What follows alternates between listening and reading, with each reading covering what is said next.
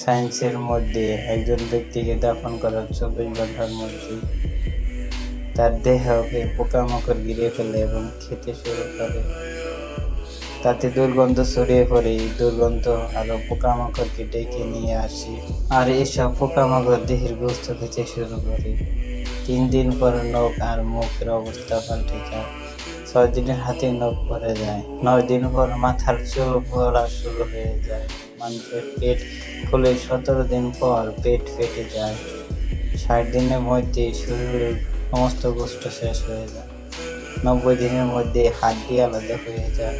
হিংসা, অহংকার, লোভ, মর্যাদা, ব্যবসায় সব মাটিতে মিশে যায়। কিসের এত অহংকার এই মানুষ?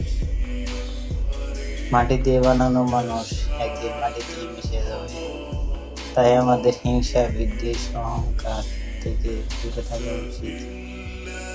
কখনো কোনো খারাপ কাজ করা উচিত নয় এবং বেশি বেশি আল্লাহর ইবাদত করা উচিত। ভালো কাজ করা উচিত যাতে আমাদের কবরে কঠিন কোনো আযাব না হয়। আমরা যেন সকলে জান্নাতবাসী হতে পারি। আমিন।